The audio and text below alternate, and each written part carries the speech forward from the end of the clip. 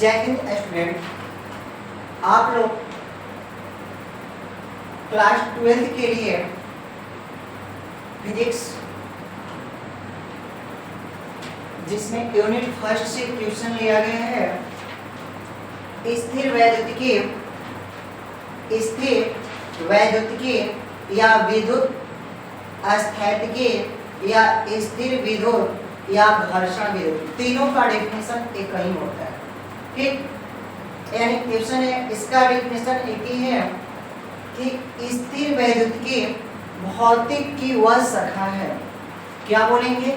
स्थिर वैद्युतिकीय भौतिक की वह शाखा है जिसमें स्थिर आवेशों के गुणों का विशिष्ट अध्ययन किया जाता है, उसे स्थिर वैद्युतिकीय या विद्युत स्थैतिकीय या स्थिर विद्युत या घर्षण विद्युत कहते हैं। एक बार और समझो, स्थिर वैद्युतिकीय या विद्युत स्थैतिकीय या स्थिर विद्युत या घर्षण विद्युत क्या? तो स्थिर वैद्युतिकीय भौतिक की वह शाखा है, स्थिर वैद्युतिकीय भौतिकी की वह शाखा है। किसकी?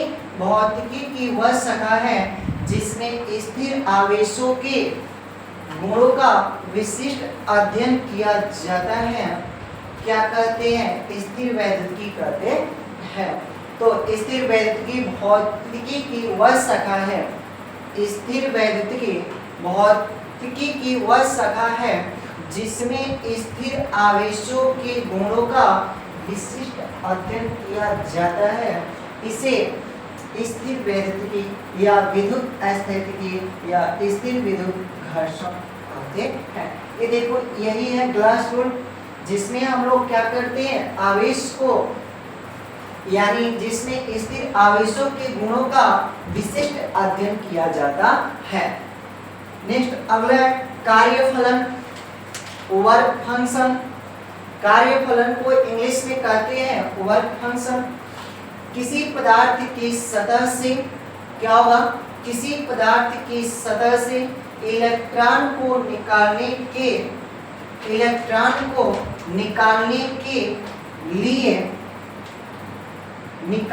के लिए जितनी न्यूनतम ऊर्जा की आवश्यकता होती है उसे कार्यफलन कहा जाता है।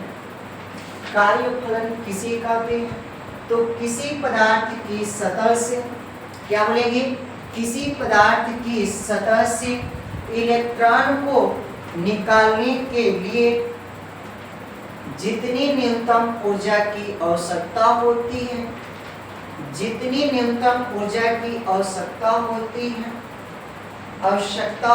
है उसे कार्यफलन कहते हैं। डेफिनेशन है कार्यफलन किसे कहते हैं?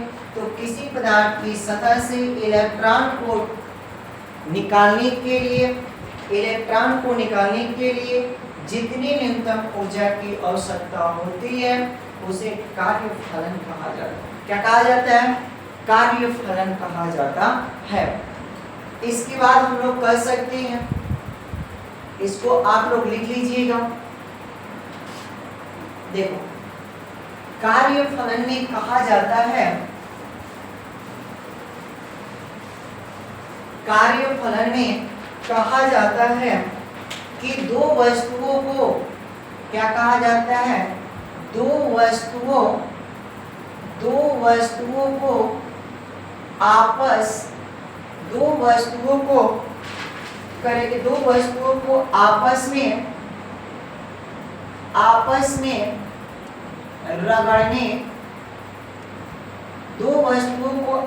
में रगड़ने पर जिसका कार्यफलन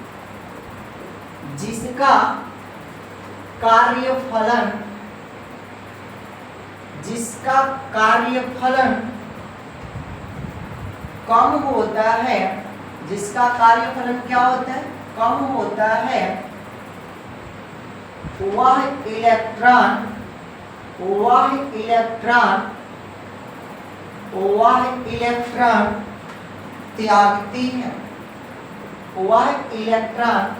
त्यागती है तथा वह धनाविष्ट तथा वह धनाविष्ट हो जाता है, वह धनाविष्ट हो जाता है, लेकिन जो वस्तु इलेक्ट्रॉन ग्रहण करती है, जो वस्तु इलेक्ट्रॉन ग्रहण करती है वह ऋण आविष्ट हो जाती है, ऋण आविष्ट हो जाती है। चलिए देखिए, क्या कह रहा है कि कार्यफलन किसे कहते हैं।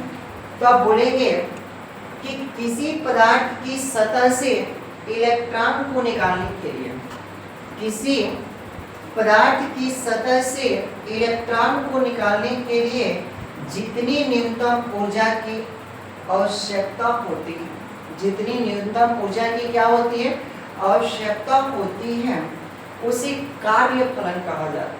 क्या कहा जाता है, कार्यफलन कहा जाता है। ऐसे कह सकते हो कि दो वस्तुओं को आपस में रगड़ने पर, जब दो वस्तु रखोगे आपस में क्या करोगे, रगड़ोगे। दो वस्तुओं को आपस में रगड़ने पर जिसका कार्यफलन कम होता है, दो वस्तुओं को आपस में रगड़ने पर जिसका कार्यफलन क्या करेंगे, जिसका कार्यफलन कम होता है वह इलेक्ट्रॉन त्यागती है, वह इलेक्ट्रॉन क्या करती है, त्यागती है, तथा वह धनाविष्ट होता है, तथा वह क्या होता है, धनाविष्ट होता है। लेकिन जो वस्तु इलेक्ट्रॉन ग्रहण करती है वह ऋण आविष्ट हो जाती है। यानी जो इलेक्ट्रॉन, याद करें, जो इलेक्ट्रॉन त्यागती है, मतलब कहने का अर्थ हुआ कि त्यागने का मतलब किसी दूसरे को दे देती है या दे देता है, वह धनाविष्ट हो जाता है। और जो ले लेता है या ग्रहण करती है या ग्रहण कर लेता है वो ऋण आविष्ट हो जाती है। क्या हो जाती है, ऋण आविष्ट हो जाती है। कोई दिक्कत। तो कार्यफलन कहते किसे हैं, तो आप बोलेंगे किसी पदार्थ की सतह से इलेक्ट्रॉन को निकालने के लिए जितनी न्यूनतम ऊर्जा की आवश्यकता होती है उसे कार्यफलन कहा जाता है। एक बार और सुनो, किसी पदार्थ की सतह से इलेक्ट्रॉन को निकालने के लिए जितनी न्यूनतम ऊर्जा की आवश्यकता होती है उसे कार्यफलन कहा जाता है, यानी वर्क फंक्शन कहा जाता है। कोई दिक्कत। इसके बाद कहेंगे कि दो वस्तुओं को आपस में रगड़ने पर, अगर कोई दो वस्तु लो और उसको आपस में रगड़ते हो और रगड़ने पर जिसका कार्यफलन कम होता है वह इलेक्ट्रॉन त्यागती है तथा धनाविष्ट होता है, लेकिन जो वस्तु इलेक्ट्रॉन ग्रहण करती है वह ऋणाविष्ट हो जाती है, ऋणाविष्ट हो जाती है। क्या हो जाती है, ऋणाविष्ट हो जाती है। चलिए हम लोग नेक्स्ट क्वेश्चन की तरफ चलते हैं। इसमें कोई दिक्कत। क्लास 12 का फर्स्ट चैप्टर फिजिक्स है।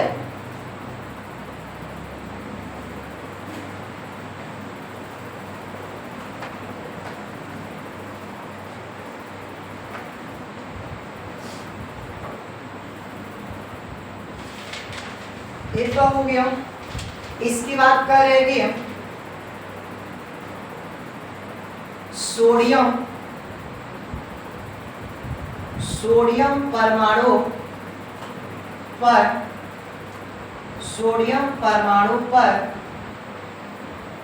कितना आवेश है। सोडियम परमाणु पर कितना आवेश है। देखो यही क्वेश्चन है कि सोडियम परमाणु पर कितना आवेश है।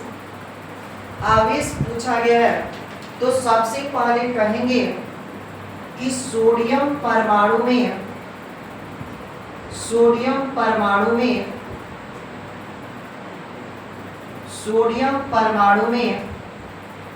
इलेक्ट्रॉन की संख्या बराबर, सोडियम परमाणु में इलेक्ट्रॉन की संख्या जो होती है वो कितनी होती है, 11। कितनी होती है, 11। इसके बाद दूसरा है प्रोटॉन की संख्या बराबर, प्रोटॉन की संख्या, सोडियम कह रहे कि सोडियम परमाणु में इलेक्ट्रॉन की संख्या 11 और प्रोटॉन की भी संख्या कितने होते हैं? 11 होते हैं। इसलिए हम कह रहे हैं क्या कि सोडियम परमाणु पर कुल आवेश बराबर, सोडियम परमाणु पर कुल आवेश यानी Q बराबर कहेंगे 11 इलेक्ट्रॉन करेंगे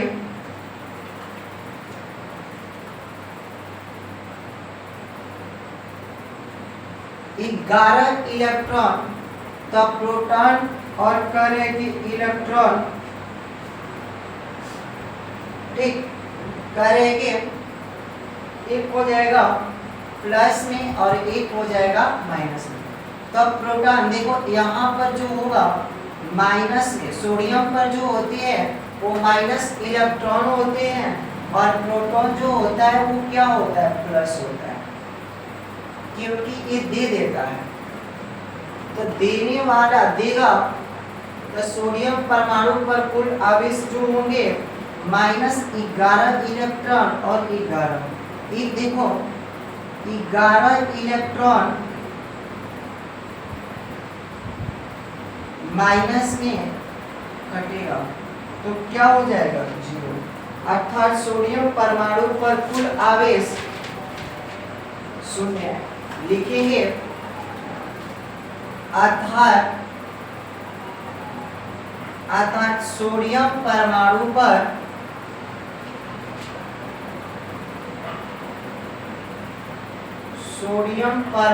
पर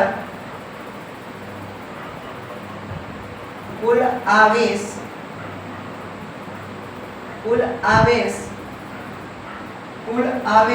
0 है।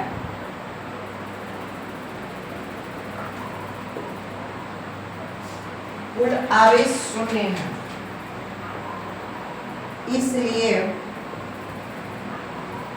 इसलिए सोडियम परमाणु को, इसलिए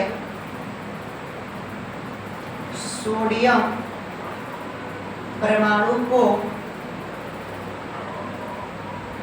उदासीन परमाणु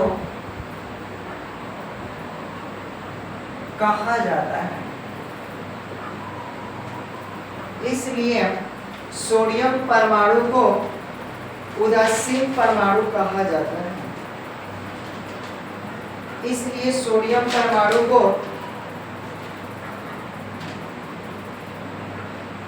उदासीन परमाणु कहा जाता है। चलिए देखा जाए, कह रहे हैं कि सोडियम परमाणु पर कितना आवेश है। तो सोडियम परमाणु में इलेक्ट्रॉन की संख्या 11, प्रोटॉन की संख्या 11। तो सोडियम परमाणु पर कुल आवेश